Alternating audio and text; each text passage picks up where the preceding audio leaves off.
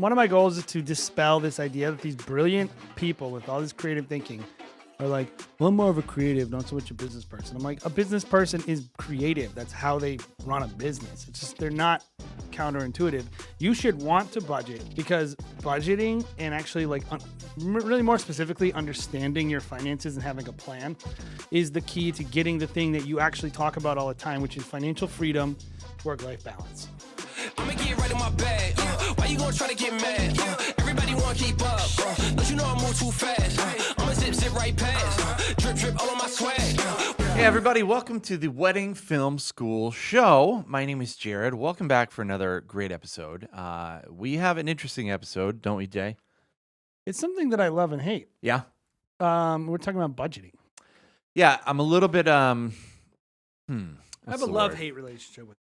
I'm a little bit worried about today's episode because budgeting, as you go off the know, rails. as you know, is one of the most boring subjects that we could ever talk about in a podcast. So yeah, a little bit worried about today, but we'll see how it goes. Right? I'm going to tell you though, really quick, why you should listen to this episode and why you should like budgeting. Which is, I'm at the edge of my seat. I can tell Okay. you right now. Yeah. But guys, at the end of the day, I mean, obviously, budgeting is a big deal. It's very important, and at the end of the day, you have to do it. If you want to run a successful business, you have to do these things. And we are of the mind that creatives can also be awesome business people at the same time. Awesome creatives can be awesome business people. yeah, this whole one of my goals is to dispel this idea that these brilliant people with all this creative thinking are like, well, I'm more of a creative, not so much a business person. I'm like, a business person is creative. That's how they run a business. It's just they're not counterintuitive. You should want to budget. This is why it's exciting, or you should be excited about budgeting. Because budgeting and actually really more specifically understanding your finances and having a plan is the key to getting the thing that you actually talk about all the time, which is financial freedom, work-life balance. Yep. You need to understand your numbers. So if you're like a person that's like, oh, I'm so stressed, what's easier, reducing your cost or trying to find a way to become a luxury wedding filmmaker? Reducing your costs. You might literally end up with the exact same amount of money and profit. Yeah. And so yeah, but then I wouldn't be able to post it on Facebook that I'm in Bali. So yeah, well, I mean, if it's all about you showing everyone what a big deal you are, then I can't help. Well, you. that's what it's all about, Jason. When are we gonna do a podcast on that? I don't know.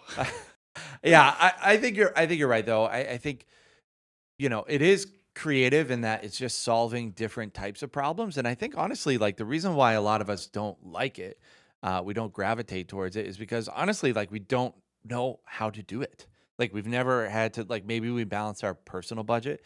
But a lot of us are just like, meh, I like new camera. I buy new camera. Yeah, good. Yeah, great. And that means my wife is going to hate me because I'm taking away $5,000 out of our income at the end of the year. And for a lot of people who are solopreneurs who are doing their own thing, I think we find ourselves in that situation. Instead of running a business that has a legitimate game plan for well, I've had my camera for the last 3 years. I've planned to get a new camera after 3 years. I've budgeted for it. Yep. And you can walk into the future knowing that you are fully covered, that you actually had a game plan, that you were able to execute a game plan. And it really, at the end of the day, isn't really that difficult, I think, for most people. Well, ultimately, you're really saying, because probably we're not saying, here's what this episode is not about at all. It's not about meticulously crafting a foolproof concept of what is going to happen in your business and then not being flexible at all and then panicking or trying to be a fortune teller or something. Yeah. Obviously, these things that you're going to be trying to plan out financially, oftentimes things are going to happen that are going to go outside the norm. Wouldn't it be better, though, if you actually had a presence of mind to understand that you're spending too much at the moment? Because usually these problems that are manifesting in the moment financially within a business aren't critical in the moment. Otherwise, people would fix them. They're critical when you keep doing them over and over and over. The cumulative of finances is what we're talking about. Yeah. It's not the acute moments where you spent too much on a camera. Yeah, it's death by a thousand paper cuts. It's 200%. it's not really having the forethought and discipline, which is another great topic to talk about on a podcast. I mean, I will say creatives don't like discipline. Yeah. They like what are we becoming? The Jocko podcast right Yeah. here? Talk about discipline, leadership. I mean, I think anyone who's successful would talk about discipline. Anyone who's successful and doesn't talk about discipline isn't actually successful. Yeah, but at the end of the day, I mean, that's what we're talking about. I think this whole series is really talking to people about how the heck can you be more profitable and take home more money? You're a business person. Because at the end of the day, you want to take home more money so that you can have, like you mentioned, more financial freedom. But when you have more financial freedom, it really does open you up creatively a lot more. Like 200%. it allows you to buy the tools that you need to do. It allows you to take more creative risks and be like, you know, if you're not having to give up prime weekends to be able to like make money, if you're able to be like, you know what, we did really well last year. There's this one couple that's getting married in Bali and they don't really have a budget, but I like the couple. I think you could take a creative risk. You could fly there. You could do a million different things. When you have that financial freedom, you can try cool stuff and change your business. Well, and also having control of all this stuff gives you the ability to accomplish the same goal in multiples of ways. Yeah. If you have like a linear way of thinking, which is I have an upward trajectory for everything, and that's the only way I can grow my business. I have to become more successful, more well-known. And pretty much this is what frustrates me about our industry. There's so many people who some are real gurus, many are fake gurus, who are, because they have started selling packages at a high price, think they can tell other people how to run their businesses. These people don't understand economics. They don't understand the market. They think that everyone can be charging, like they literally, like I want to give a news flash to creatives. No one's work in itself, in a vacuum, is worth $12,000 as a wedding. The only, the economic policy that helps these people charge that much, it's called supply and demand. They have a limited supply, which is themselves. Some of them are imposed limitations based on what they're willing to book, and they demand X amount of dollars, and people are willing to pay it. How dare you say that? How dare I say it? It's not inherently valuable. And so, like, we're all subject to these rules. And so our finances are subject to supply and demand. And it is not viable for everyone to be charging upper end prices.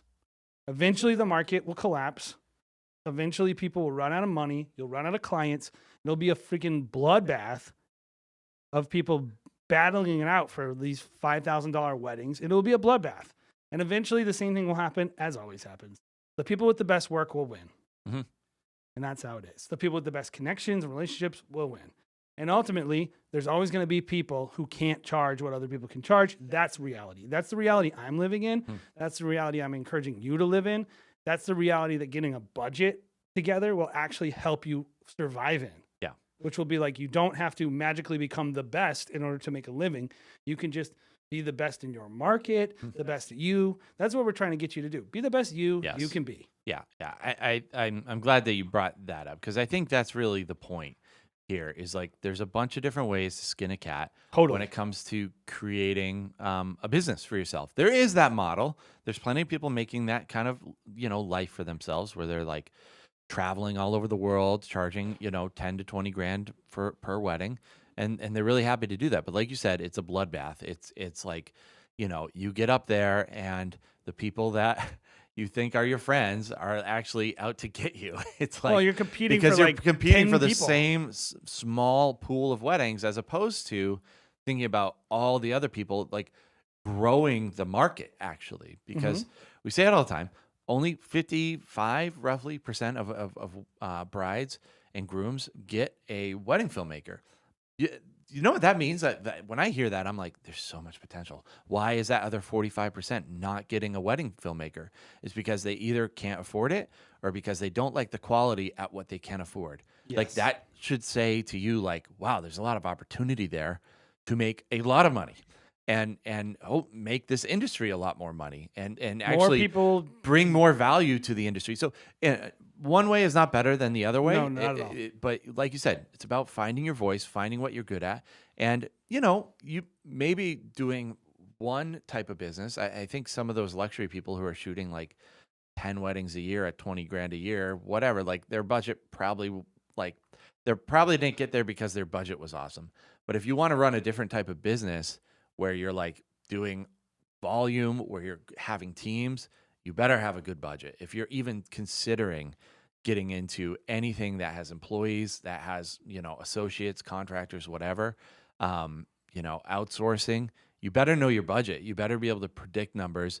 And honestly, like I even look at some of like the luxury filmmakers out there and I'm like, man, like if you guys were a little bit better at numbers, you could be making double, triple of what you're currently making just shooting 10 weddings a year, 20 weddings If they a would year. take all that profit for the weddings they're selling for $20,000, Yeah. hire a VA or an assistant, Yep. hire a bunch of shooters, and you take all those leads they're turning down and Yep. sell them. Yeah. They could, like, we're not experts because we're not luxury wedding filmmakers. We're just saying, hey, think about your numbers, plan about your numbers. And so I wanted to talk about something right after we hear from our sponsors. Does your wedding filmmaking business offer live streaming?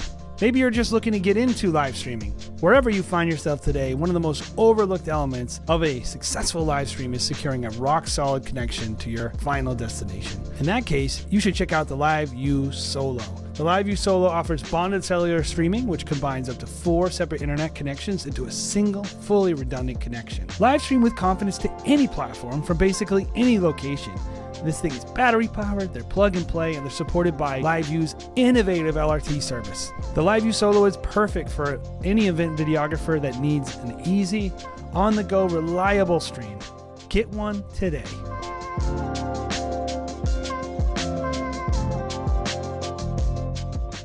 So I wanted to bring something up just when we, because this entire series, it's been a bit of an odyssey, and hopefully it's been helpful to you guys. But building a business plan is about just, thinking about your wedding creative business and planning and getting just an idea of what you're trying to go for. And again, finances are a big part of it. We talked about finances a lot. Budgeting is really just basically saying, this is how much this is going to cost me, right? And then really, honestly, you're setting your prices based on creating profit from that cost. That's what it is. I don't think most wedding creatives will think about it that way. Yeah, and I don't think a lot of wedding creatives, at least when they're first starting out, even have any sense of where to start with that. So I think that is probably part of the challenge, and justifiably so, where they're like, well, I don't know how many weddings I'm going to be able to get this year. I don't know if I'm charging this small amount of money, if people are even going to go for that. So I think when you're first starting out, it's definitely even more of a challenge. Like budgeting probably seems pretty impossible to that person, wouldn't you say? Well, they think that there's no fixed cost too. I think that people think like, oh, charge what you're worth. And like, okay, well, what is anything worth? Well, it's worth profit plus how much it costs to make. Yep. Until you get into the place of supply and demand where it's worth whatever anyone's willing to pay. Mm. That's the problem with art. Yep. It's like everyone's talking about NFTs right now. Yep. What does an NFT work? What is an NFT worth? Is it worth the time it took to make? Is it worth the pixels that make it up? What is it worth? Well, it's worth what someone's willing to pay for. Yep. So in one sense, that's what art is worth. Yeah. If somebody looks at the Mona Lisa, they say, oh, that's worth millions of dollars. Well, why? Because it's the only one, because it's popular, well, all these reasons. And in some sense, that is what people do with wedding films. Like, how much can I get away with charging? Mm-hmm. But in another sense, there's actual cost. Especially at the beginning, that is really critical for you to understand. Like, there's marketing, there's equipment, there's consumables like batteries. Maybe you're renting a space. Mm-hmm. Maybe you have And when you're first starting out, you probably don't even need to even worry about profit, because most businesses are going to take, 3 to 5 years before they even turn a real profit. So you just have to worry about covering your cost, making sure that what you're doing is you're paying for it in some way, shape, or form, whether it's paying an actual dollar amount or paying with it your time.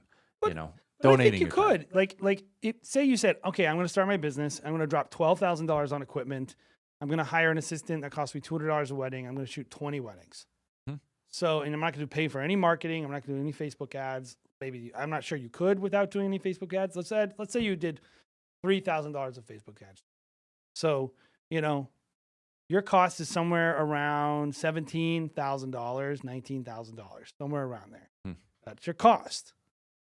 If you get to shoot 20 weddings, how much do you need to charge to be profitable? This is where people don't think. It's like, oh, $2,000, that's way too cheap. Well, I mean, that person's like 100% profitability, like as a business. Now, given, I actually think you should work your salary into that. You have to, right? Yes. So, but initially when you're starting out, like you should be looking at cost and then charging based on you more than broke even is my point. Yeah. Within the point is someone who's willing to pay you for whatever you were charging, if it was $2,000, which is great, good job.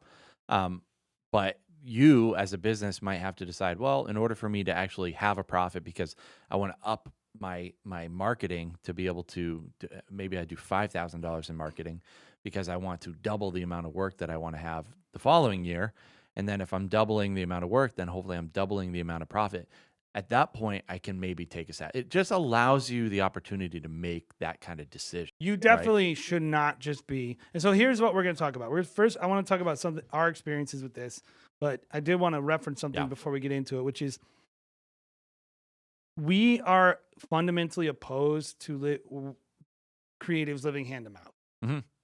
That's kind of our core thing. Like, I don't think any creative should just be going like, I don't know how much you're going to make this year. Mm-hmm. Or, oh, you know, when I work a wedding, then I pay myself. Yeah. I don't think that is Jared and I, we've never done that with our own business. Mm-hmm. We don't think anyone should do that. I don't think that's the right way to run. So even if you're self-operating, all the way up to, you know, what we're doing with multiple teams, you know, we're shooting 4 weddings this weekend, you know, 8 different team members going out. You're saying that you should run your business essentially pretty similar when it comes to You should think of your budgeting? business. You should think of yourself as an employee of your business and not as the business. Mm-hmm. You shouldn't be like, I am Jason McCutcheon Films. You should say, I am an employee of Jason McCutcheon Films. I'm the president of Jason McCutcheon Films. The salary for Jason McCutcheon Films president is X. And then if I make say my salary is $65,000 a year. My cost is $20,000. If I have a great year and I make $170,000, I'm the only shareholder. Yep.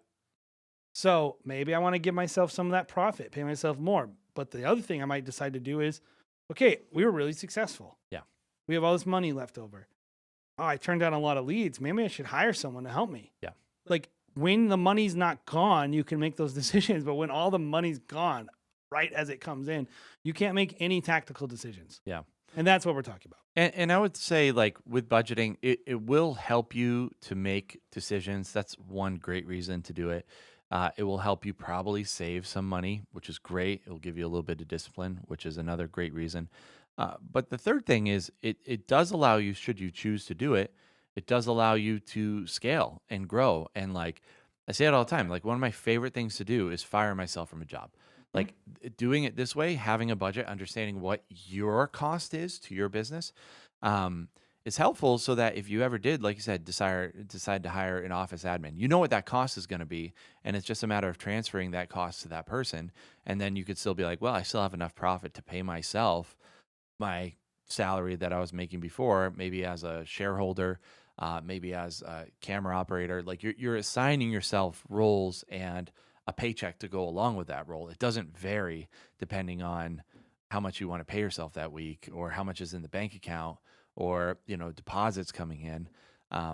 You know, I think in talking to a lot of people, do live hand to mouth, right? Whatever's coming in, and they kind of fall into this trap. And I think the budget will help with this as well, is like they fall into this trap of a deposit comes in and they're like, great, payday. I'm going to pay off my mortgage. I'm going to pay off my car payment, all this stuff. All this great money is coming in. And then, you know, I'm going to get a 50% deposit a year from now. And then, you know, at that point, they don't have any money saved for the assistant that they have to hire, the outsourcer that they're going to have to plan to do because they are doubling in the amount of work. Maybe they're really popular. Maybe they're growing their business really fast and they just don't have the time anymore. So what happens when that comes along and you're like, oh shoot, I have all these actual expenses, cost of goods sold that I have to pay for, and now I'm not able to actually make ends meet on my personal life. Maybe I'm having to pull out. Like, it avoids those kind of like things that might pop up. It allows your business to grow by just having a little bit of discipline up front, but then also the flexibility later on. So let's talk about our story with crappy budgeting a little bit. Okay. Because I want to humanize ourselves, and by no Take means ourselves off of the godlike pedestal that we've placed ourselves well, on. and I don't want people to think like we have some things figured out, but we paid the freaking prices upon prices upon prices. This is school of hard knocks. You don't want to learn the way we learned. Our education was very expensive. Hopefully we're able to help some people, because like literally we basically almost ruined our business a couple times. In a couple different, very creative ways, I might add. Yes. You know, How can we ruin our business this year is what we would Yes. say at the beginning of the year. yeah. And so like some of it we won't get into, but some of it, just so you know, basically at one point we pretty much didn't pay any attention to our number. We just, I mean, we did, like, we would like sales, like, oh, like kind of, we wanted to sell more. We knew how much we sold. We were making good money and we were happy with that. But in terms of like actually cost, which is really, budgeting is more about cost than anything. In terms of cost, we didn't have our finger on the pulse.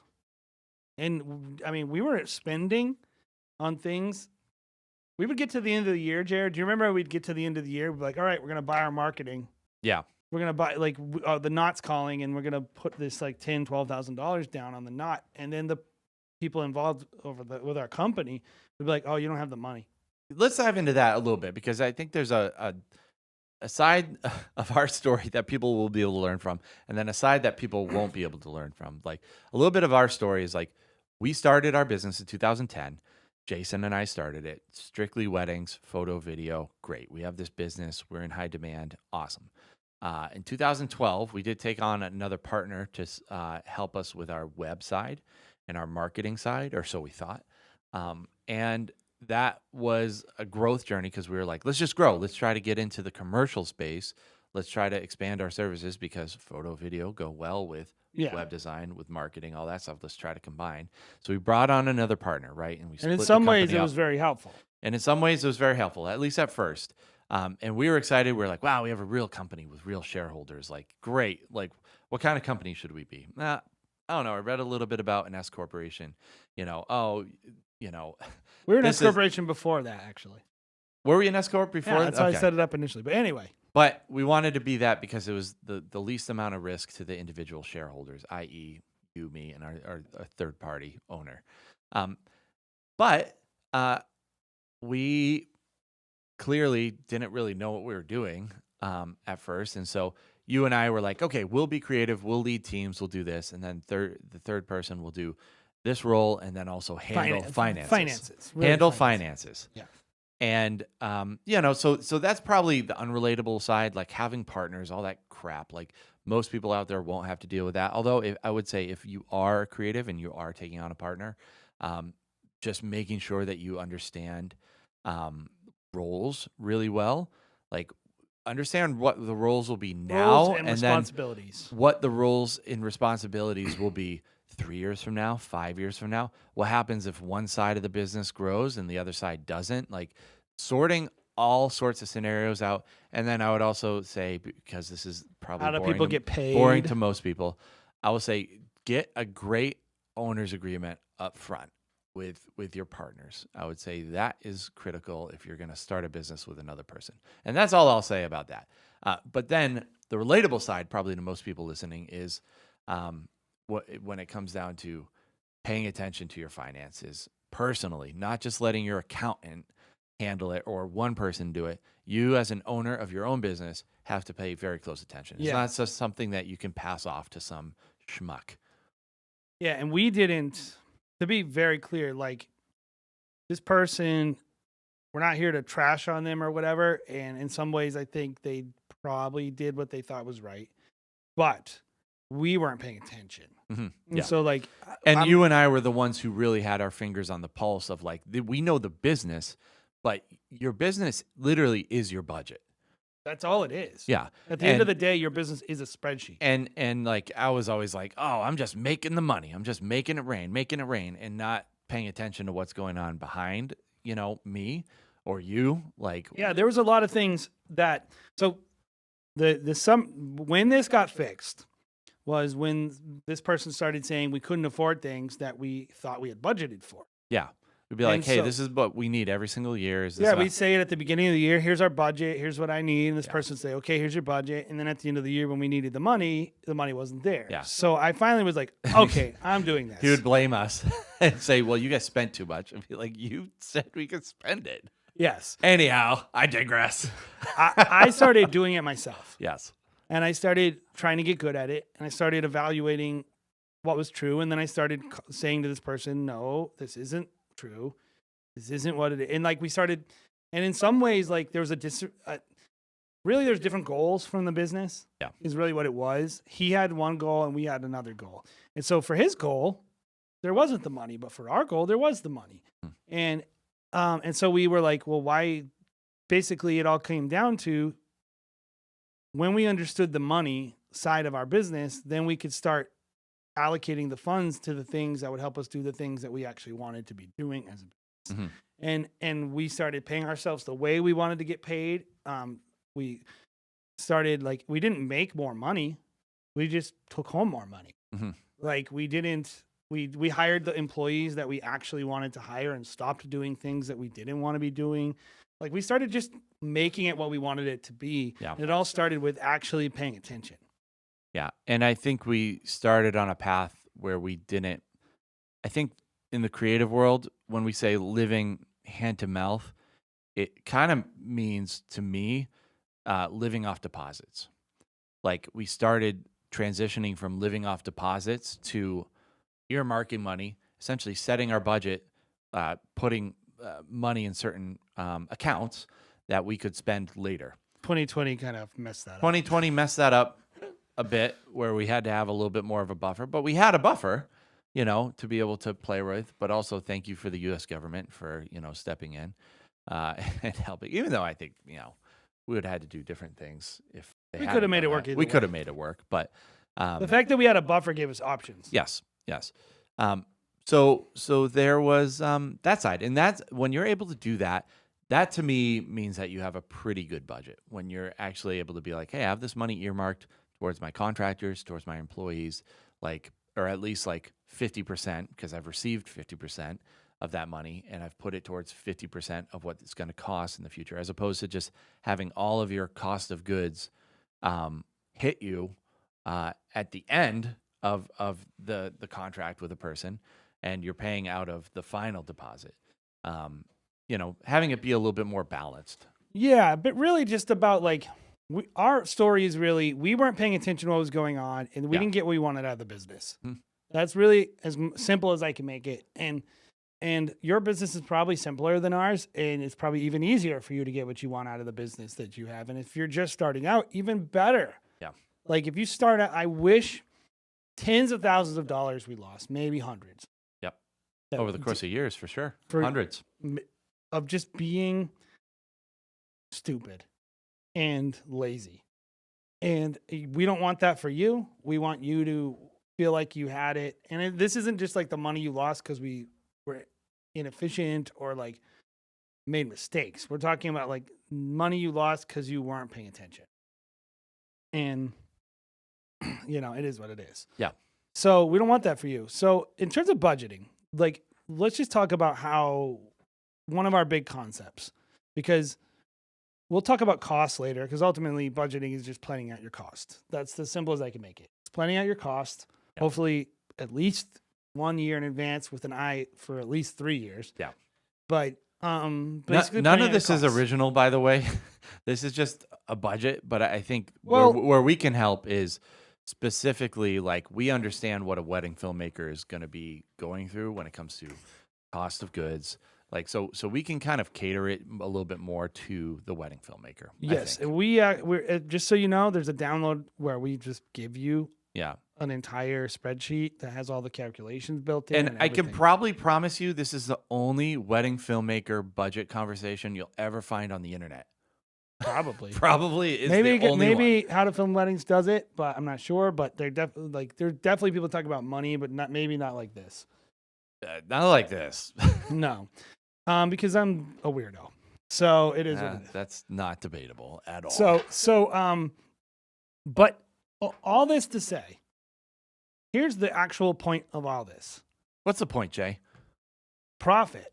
Yeah. Have money left over to do whatever the heck I want. Yeah. And so we have two concepts that I think are really important that I probably would say everyone should do it, but I know some people might disagree, but my opinion is everyone should do it.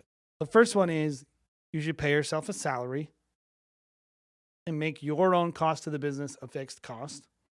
And the second one is you should end the year with money left over. That should be your number one goal of your business. But Jay, my accountant says that I should not be a profitable business.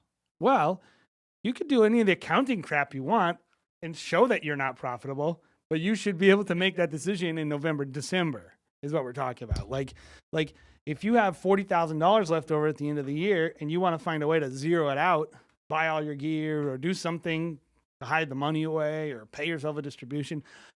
I just want you to be in the position to make that choice. And that's our concept. It's like, I'm not saying from an accounting standpoint, you don't want to be, maybe you want to show a loss. You can show a loss if you understand you can show a loss if you understand how assets work. Yes.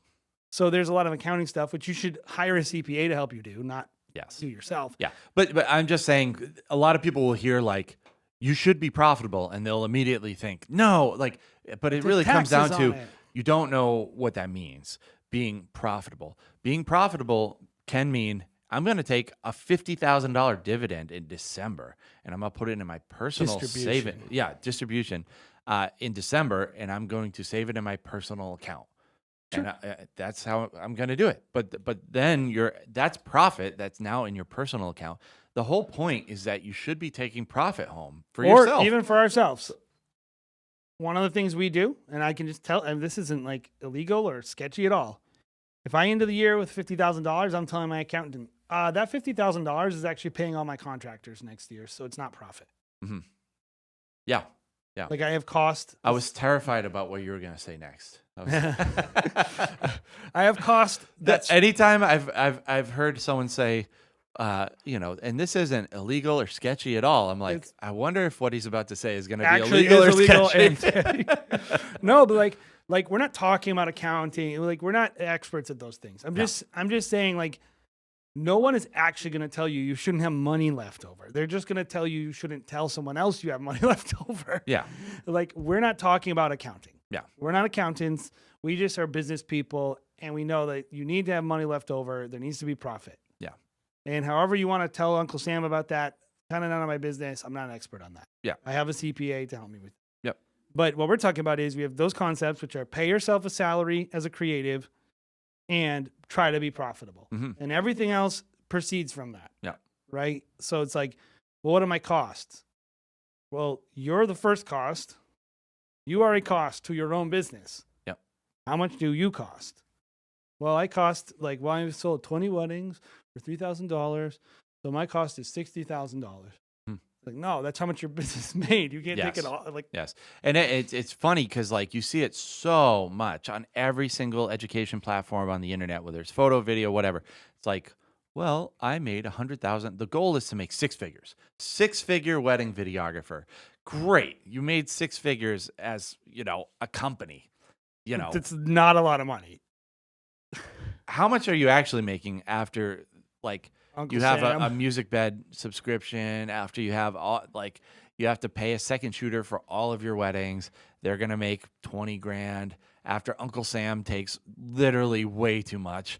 What does it look like at the end of the day? You're looking at 50, 40. You know what the scam I hate the most, Jared? And if you're doing this and you're listening to this, screw you. You're a freaking scammer. And if you buy this stuff, you're buying a scam, which is, I've helped a bunch of filmmakers and photographers have deep 5-figure months. deep deep into the. I heard a guy the other day say $10,000 to $40,000 months. $10,000 to $40,000. He's giving himself a variance of. So he had one person do 10 and one person do 40. Is that what like? I'm here to tell you guys, like, we'll sell sometimes $80,000 in a month. I'm not going to tell you, oh, I can easily show you how to sell $80,000 in a month. All this crap. And $80,000 in 1 month is meaningless if the next month you make 0. Yeah. So like budgeting will keep the way people scam people in the wedding creative world is they basically assume you're an idiot, that you take all the money home right away, that you don't budget or plan at all, and that you're going to be blown away by the fact that you made 10 grand in 1 month. Yeah. And so they get you to focus on the short term. And so you make all these short term decision making processes. You're like, oh, I made $10,000 this month and I don't even do any Facebook marketing. So it's a scam. You're like, you made that one time. Try running a business for 10 years at exactly level with no marketing, no investment. Mm-hmm. Oh, gear doesn't matter. I mean, like, it's like this year it didn't matter. All your cameras break next year and you have to drop 20 grand on your cameras. You're going to say gear matters. Yeah. And I would say there are, I don't know, unicorns in every industry. Like there are certain people, of course, I do think there are certain people, and maybe we disagree, I don't know, but there are certain people that will never advertise on Facebook, and they I don't disagree with you. A fine business, whatever. But I would say for the majority of people, it works out pretty well. I'm not telling anyone they should do any one thing. That's the difference between us and those other people. Yeah. The only thing I'm telling you should do is pay yourself a salary and make a profit. Everything everything else is going to have to be figured out by your own business and all these things. And that is how you know fake gurus. They tell everyone to do one thing. Yeah. That's garbage. And like, you need to like realize like there's so many variables. Mm-hmm. Budgeting will cut through the crap. Yes. It'll help you think long term. You won't be blown away by the fact you made $40,000. You're going to be thinking, what was my 6-month average? Yeah. So if your 6-month average is 7, that's actually how much you made. Yeah. Like maybe the previous 3 months you were working on a bunch of leads and you didn't sell any, and they all closed in 1 month. Like that happens. It does. It happens in our industry. So we need to be thinking long term, and we need to have an idea of what we're actually going for. So when do you think people should have their budget ready for the next year? Ooh. I mean, I guess That's you a don't good have to question. work. You don't have to work year to year, but I'm just kind of assuming most people are working calendar years. I with their mean, budget. we usually have ours ready like January, February, March. I have a rough draft done by November. Okay. Yeah. But it's done. Yeah. You've asked me to like give you expenses like probably like January, right? That's where we're Well, kind that's of when I'm actually getting it, but that's not what I'm asking for. And I usually just guess your numbers ahead of time, and they're usually pretty close. Yeah. That's probably true. I don't know. I think when you have time and you're going to commit to actually getting it done, I don't think for most wedding creatives you're looking at like August, September, when it's probably busy for most of us. So should be a factor. The calendar year works pretty good for most people as Yeah. like a kickoff for a new budget. And Yep. In general, I would just say this way: you should have it in a lull in your business. Yeah. For us, January is a pretty good marking point because December is pretty low in terms of like we're not shooting a lot of weddings. It's just a clear, nice market. Of course, the taxes and most of you are going to do the calendar year, and that's fine. I would say, really, it's critical to get it done, though, before you get moving. Yeah. And typically, most of us in the wedding industry have like 2 to 3 months where you're like kind of, maybe you're not totally dead, but you're mostly dead, and you have some time to actually work on your business. Yeah. So I would say like probably the calendar year because of the fact that it has your tax person's going to like that the best. And maybe you're just a little lazy and you miss it by a few weeks. But in general, I think that's what I would go for is. So when it comes to budgeting, why don't you talk a little bit about the things that you think about in terms of, because you're mainly responsible for in our own business and like purchasing the marketing, booking the teams, buying the gear. Like, what's your thought process for when you're looking at next year's purchases and teams and marketing? I look at expenses for me, which is most of our budget probably, and expenses can include um, cost of labor. It can include equipment that we depreciate on a 3-year cycle, right? Um, those are probably the main things that I'm thinking about. I'm thinking about who do I have to hire to get the job done, which is cost of goods, right?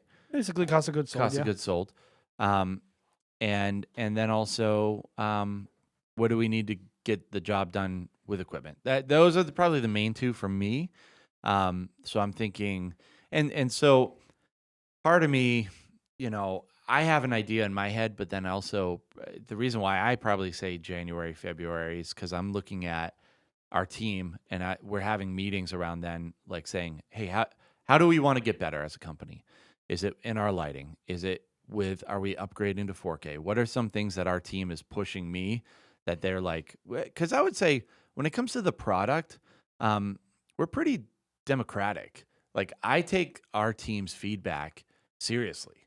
Like at the end of the day, I'm the boss. I'm going to say yes, or I'm going to say that's stupid. No, you can't shoot on red cameras, Caleb. Or Josh, it was Josh Holt, really, who was always the guy who was like, you know what we could do?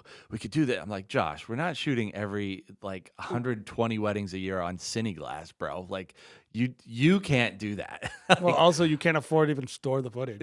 Yeah. So, but I understand the sentiment. So it's like, okay, well, as soon as a great 4K camera comes out that is affordable within our range, we will buy them, and we did. So great. So I'm taking their, that's usually when we have those meetings is like January, February. Like, how can we get better as a team? Does that mean we're gonna have to invest more in gear? And so yeah, that's kind of what I'm thinking. And I'm putting together a gear list. Like, what the heck broke last year? I probably have that pretty sewn up. Yeah, it's like your by the goal- time you want it. It's your goals plus your needs. Yeah. Like, and I think that's the simple way to looking at your expenses. Like, what are your needs Yep. and what are your goals? You should be investing in both. Yep. You should have money set aside for, like, if your goals are, oh, I want to up my game with my gimbal work. Well, I need a gimbal that actually works. Yep. So I'm going to have to spend that money. I think in general, like we're looking at probably around baseline $15,000 a year in equipment. Base. I'm talking about like I need new batteries. Bare minimum. Like for us, that's gonna obviously not be everybody out there. Bare minimum $15,000 for lens caps, for SD cards, for stupid freaking crap that gets broken and lost and whatever. I'm looking at probably $5,000 in repairs every single year. I'm looking at probably $5,000 to $10,000 in equipment rental per year. Okay, so this is and really these are good. like shifting things every year. Those depending on the numbers are year. not going to be the same for you, but what will be the same for you is this. How did you, without knowing the future, Yeah. how do you know the future when it comes to those things? I would say now it's probably a 3-year average. Like I know deep down in my heart, Jason. Well, like this year, automatically, I know because I'm looking at, hey, we have certain days that are like 33% more volume than we did in 2019, just because of rescheduling. So I'm like, we're gonna have to this is gonna be a year we're just gonna have to rent more. Well, but you hit on something. Budgeting is really just taking your averages Yeah. and projecting them forward. And that's fine, guys. Yeah. You don't need to get more complicated than that. But they use that as a baseline, and then, but because we have that budget, and we've had it for the last 3-4 years now, that's how I can know it in my heart. I know that I'm probably gonna have to spend $15,000 a year on base stuff. If we make a big leap, look, I want a better gimbal lens this year. I'm probably don't have the money for it this year because I'd rather take the money home. But next year we're budgeting for it. Yeah. Because this year I just bought 12 XT4 cameras and $300 adapters for each one of our lenses. So that's about $2,000 per camera. $2,000 times 12, $24,000 for just my cameras and adapters, and we're gonna adapt our lenses. And your budget's gonna break too. Like It will. your budget's gonna break, and that's the other thing with your budget Yep. is like I know for a fact, I started this data project, and we had to do it, and it's really important for us for the long term. Yeah. And I had to spend an extra $4,000 Yeah. to fix something that I didn't know was broken Yep. in order for it to work. Yep. So like, we're not saying you're not going to have parts of your budget that are broken, but at least if you have a baseline of your previous, what you think you're going to be spending, if you go over your budget by like, oh crap, I blew my budget, you spend an extra 50%, Yep. 25%. The less money you make, the larger this might swing for you. Yep. But, you know, I wanted to bring But the thing I like about this too is you and I now, because we have this budget, we're able to be like, you know what, we really need this gear. And what's it going to affect? It's going to affect our profitability. But we have to make that decision. Is it worth us spending on that money so that you and I take home a little less? Like, yes, it is, because in the future, we're going to be able to make a little bit more. it's going to be hideous. Yeah. My life is going to be miserable because, Yes. like, let's talk about our photo booth we just bought. Okay. This is a perfect example of a budget expense that we went over budget for a very specific reason. And I just went, fine, let's do it. Yeah. We just bought a new photo booth, which I'm not sure you were convinced we should buy, but I think you're a believer now. That It's funny how you and I work, because you were like, we should buy this photo booth. I was like, no way. because was it's like, not quality. It's not what I want as far as like, yeah. And you're like, I think we should. And then I was like, okay. I looked at it and I was like, yeah, this will make things a lot easier. And then I was like, Jay, in order for us to make this work, it's going to cost $7,000. And you're like, no. It was $7,000. For everything. Ugh. Everything. And you were like, gross. No, we can't do it. And I was like, we have to do it. It's going to make our life so much better. And then you just switch back and forth. And we were like, yeah. We came to the middle. We're like, yes, it will make our lives Ultimately, better. it comes down to time is money and money is time. And if I could give myself more time, like reduce my risk. So And now, so it's a long-term investment, not really even long, 1 year, 2 years maybe. But we're able to be like, well, instead of sending a person that we would have to send out, they would have to make $200 to be able to set the thing up, do the work. We're like, we could just train our assistants and pay them. people who less. are already paying. They're already there. You're already paying them. You pay them a little bit more, saves you a little bit of money. You can, charge essentially the same amount of money for this new booth. And that's worth it to us. Well, and it doesn't break It doesn't break. or cause It doesn't give me as many headaches. Yeah, photo booths are a nightmare. Don't do them if you're into video. No. They are difficult, but just be prepared if you're going to start Your a photo budget booth will let you business. make decisions where you're saying, am I spending money to get my time back? Yes. To get my sanity back? Yep. To increase the long-term profitability of something? Yep. Like by having something that's easier and cheaper to run, it will be more profitable. Yes. And so because we're profit driven, we're not short-term driven, we're not living hand to mouth, we have money saved up, we make decisions all the time to give up short-term money to pick up long-term. Yes. And that's what we're talking about. There's a great thing. We had a guest on our show back when it was Wedding Pros called Mike Michalowicz. I want you guys to check it out. I'll put the link down there. But he has this thing where he talks about revenue, talks about real revenue, which is like your money after a bunch of expenses. But he talks about your percentages. And this is one of the things we look at. The basic simplicity of your budget. And I love his, it is a sliding scale depending on how much your company makes. And so I won't get into all of that today. Most of you guys are not making more than 250K, so I think we can go with that. Let's assume that. Yeah. Yeah. He basically says you want to have 5% profit that you pay yourself. Owner's pay is 50%. Sounds pretty good to me. Mm-hmm. That's owner salary. Yes. Okay. Taxes, and by the way, the owner takes the profit too. Yeah. Okay. So you're saying owner salary is not just base salary. That's also dividends. No, it's base salary, and then you take 5% profit. The 5% profit is dividends. Distributions. Dividends are things paid by stock market. They're not paid. Just to be clear. Yeah. Sure. Yes, those would be what you take in profit. Yes. Now, now I'm going to finish this, and then I'll tell you how it's not true for the wedding industry. This is what he recommends: 5% profit, 5% owners pay, 50% owners pay, 15% taxes, 30% operating expenses. Here's the deal with our industry. Our industry is freaking super profitable. There's no way in heck a business that costs $160,000, like a wedding filmmaker can easily make $120,000 a year, and it's not going to cost you $36,000 to operate. Mm-hmm. It's not. So where's that money going to go? profit.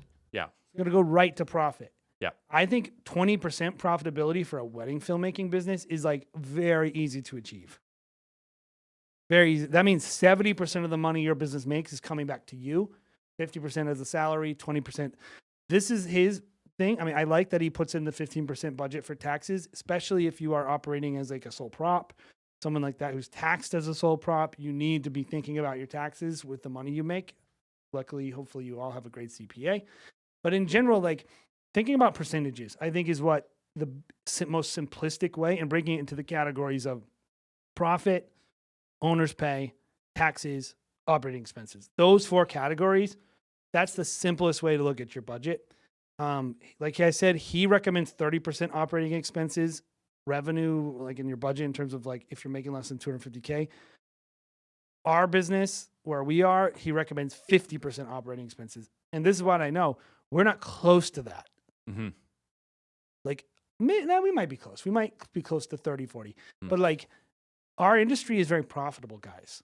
This is why you need, like, you take this stuff, you calibrate it for your own industry. Like, if you can beat these numbers, take home the money. Yeah. But at least kind of have an idea. And you need to think profit, owner's pay, taxes, operating expenses. Those are the categories your budget should encompass. Yeah. So, yeah. I love this industry because it is, I think, one of the only industries where you can work half the year, right? Work really hard half the year, be very profitable, and actually make it so in that half of the year, you're really only working weekends.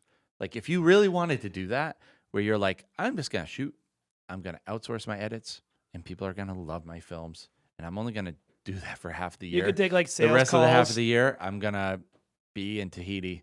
You could literally sit in Tulum and just talk to your clients. It allows you that financial, guys, if you can make this work, you can really make it work and like have an awesome life. If I could go back in time, I would probably structure our business more like that. Yeah. It's too late now. We are where we are. But like you can do it. Yeah. You can do it. And so like, why do people suck so bad at understanding? Like, because I think most of people's budgets suck, and they suck because they have no idea how much anything costs, and they have no ability to project costs. Mm-hmm. But why do people suck at that so bad? It's probably a combination of a bunch of things, but probably people stick with what they're good at. If they're a killer in sales, they're just, like you said, crushing it, like making money. They're like, hey, I have money in the bank account. And then when it comes to actually like producing the film, they're like, I'm going to get to it. I'm going to get to it. They're just expert procrastinators. And then they're like, oh, it's too late. I'm going to outsource it and I'm going to lose $2,000 profitability, as opposed to being like, you know, maybe if you didn't wait so long, you wouldn't waste all that money. And so it's like they're so caught up in like one aspect in maybe just being an artist or doing sales or whatever it is that they gravitate towards, that they don't take the time to just like, I think honestly, that's probably naturally where I would lean. I'm great at one thing, so I want to be good at that great thing and just focus on it. And then Good thing you have a budget that allows you to focus on your one thing you're great at. yeah, just spending a little bit of time and doing it for sure. It does allow me to focus and get back to being focused on it. But just procrastinating, not even taking the time to get good at something that could save you a lot of time and money. I think the other Probably thing is procrastination. procrastination is huge, yeah, and we're really good at that as creatives. Yeah. I think the other thing that we are good at being bad at is not tracking anything. Mm-hmm. Yeah. Like we're good at tracking sales numbers because that's so sexy and rewarding. We're not good at tracking cost. Like I bet most people, if they're having, it's like this. I don't want to even know how much coffee I bought. I don't want to know because I don't want to change that behavior. I don't want to think about that. That is true. I don't want to stop. I just want to buy coffee whenever I want to buy coffee. Yeah. And that's just my choice and my. Yeah. But I think people take the same approach with their business as a whole. Yes. They are like, I do not want to know the information that would keep me from doing what I want to do. Yes. And like ultimately they don't track things. They don't pay attention to what they're spending on B&H. You know, and at the end of the day, I think when we do budgeting, I'm always like, oh, that's not as bad as I thought. Totally. Maybe I can increase it even. Totally. Or like, usually what will happen is you'll go, "Ugh, I don't want to buy that. That's stupid. I'm not going to buy that. I want to buy more of that." Yeah, and you yeah, just yeah. you stop That is spending what the money on the happens. crap that you don't want to spend money on. Yeah. That's what will actually happen to you. Yep. But I think the fear. Let me say it this way: the fear is like for me with my coffee, I probably spend $4 a day on coffee, Mhm. and whatever times 365. Mm. So like a couple $1,000s a year on coffee. Totally worth it. Yeah. I'm perfectly happy to spend $2,000 a year on something I love. Yep. Like that's probably the conclusion you'll reach Yep. with your cameras, your lenses, your marketing, whatever it is you're buying. But you can't not know. Yeah. And that's what we're talking about. I think like people, A, are procrastinators. B, I think they don't track anything. And I think this last one is hopefully something we can address with this show and the resources we want to give you. They think that they can't do it. Mm-hmm. They think it's really complicated and they don't know how. And they think, so one of the things we want to give you guys, we're talking about this episode for probably 2 weeks. And we were like, I know our method is actually really complicated. Your method, huh? Well, I have a method. I mean, you've seen the spreadsheets that I do. Yeah. There's a certain way I calculate information and Yep. cost and averaging and projecting. I'm not saying you have to do this. Yeah. And I don't want anyone to think that you have to do it because it's customized Mhm. for us. But I did want to give you a resource. So we created this spreadsheet and this thing has like a budget on it, just like straight up tracking what you're expecting to spend on things. It has a projections page, which will do all your averaging. And we've tried to put the equations in there because I know some of you aren't the best at spreadsheets. And so we wanted to make it something that will actually give you like, I mean, we didn't even get into this, but like, I want to track what's my monthly differential in cost versus earnings. So I know what months I'm positive and what months I'm negative. That's part of my budget is like, when is money going to come in and out? And this is where customizing things to the wedding industry matters. Wedding industries are so seasonal. You will have feast, feast, feast, and then famine. So you have to have a budget. Otherwise, it's hard to keep this stuff in sync. One of the things on here, though, that I wanted to bring up is talking about when you spend your money based on cash flow. Like when are you rolling your expenses out? And how much does it cost to even do your wedding and make what you make? Yep. I don't think we have time to get into all of that with you guys in terms of like, this is how you can calculate it and all that stuff. It is on here. And I did want to say like, it's so important, right? To know how much it costs per wedding. How much does shooting more affect the cost? Does it make cost go down? Does it make you, by the way, more you shoot, probably the less your equipment costs. Yeah. The more you use the equipment, the more you utilize it, the less it costs. Or it increase the more profitable you are. So like just that's a basic rationale. Yeah, you said something interesting. Like some people aren't spreadsheet people. It is true, but I think the hardest thing about creating a spreadsheet is creating the bones of the spreadsheet is the hardest thing. When you enter the meat and just the information, that's like, how many weddings did I shoot last year? 9. That's the easy part. That stuff actually gets me excited as a person who's not a spreadsheet person who has to deal with spreadsheets. I like entering the information when it's like so straightforward. Like I'm just going to enter in what my average was. How many weddings did I do? How much money did I make at the end of the year? Like entering that information when the bones are intact, which is essentially what you're saying you have done. You've created the bones for people to enter that information so that they can create that business. I tried. And so you're saying for just, 5 easy payments of $99.99, someone can have the spreadsheet, right? Like, is Yes. that what you're saying? All you you're have to do is selling join the my spreadsheet? private Facebook group. Yeah. Okay. We're going to release this twice a year, Yeah. and then I'm going to just remove the ability to buy it after 1 week. What does this cost a person for? It's free. Just It's go download it. a free document. We're so rich from running film school. It's making us so much money. We can just give this stuff away. No, we like, I'm not bragging or whatever, but all the stuff we're doing for the community, we really are trying to help people because there's no possible way that we could, at least at this point, make the kind of money that we would want to build. I could just shoot weddings and make a ton more money. I mean, yeah. At this point, So I mean, our editors for Stop Go Love are editing all of these films that we're doing, and so it is like it does cost us money. it's a labor of love. It's a labor of love, and we want you guys to know, like, we do value you guys. And But I would say at the end of the day, I mean, the reason why we do it is it is you know, we think that by doing this, it will help filmmakers rise all boats. You know, like the tide is what we're looking to rise, so it raises all boats.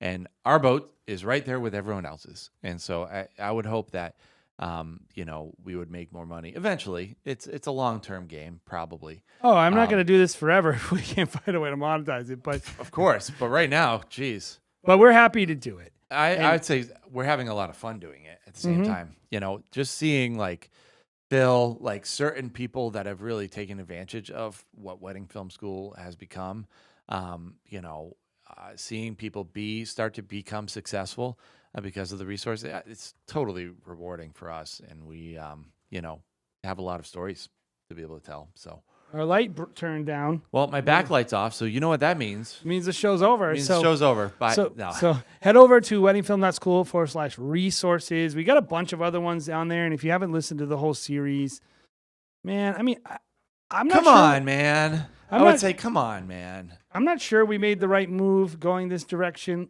I'm not sure if people are enjoying it or not. I mean, people are downloading it, so that's good. I Let would us say know. a series like this, we went in knowing that it would not be nice for a lot of people, but for certain people would get a lot of value out of it. And that's what we would say we hope out of it. Yeah. Yeah. So go on there. You can download this way too complicated spreadsheet that I'm sure will have some errors on it and things like that. But I think it's a good place for you to start. You're supposed to customize it. You're supposed to change it a little bit. The other thing I was going to say is we've done a few coaching sessions. This is a type of thing where if you really aren't good at it, it's okay. A lot of people are going to need help.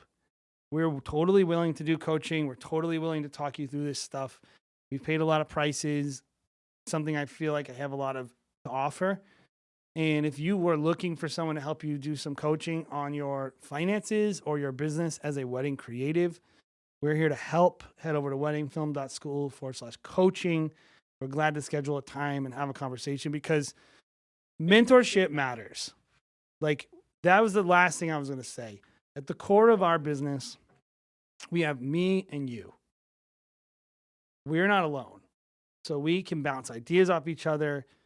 Well, many of you do not have that. I can tell you, you're much more expensive to me than me just calling someone and getting mentorship. And I'm much more expensive to you. So we pay a price just by having a business partner. Yeah. You know? Yeah. If you have to pay a little bit to get mentored by someone to talk through this stuff, and it doesn't have to be us, it just can be anyone, just to get educated on how to structure your business, it's probably money well spent.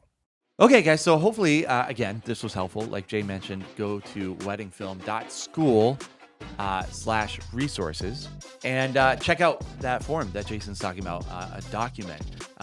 If you are interested in having a well-balanced budget and really just supercharging your business when it comes to creating profit for yourself and at least being able to see the game plan. Guys, just becoming a profitable business. That's the whole point. In addition to having financial freedom, in addition to creating art, in addition to being able to party with people for a living.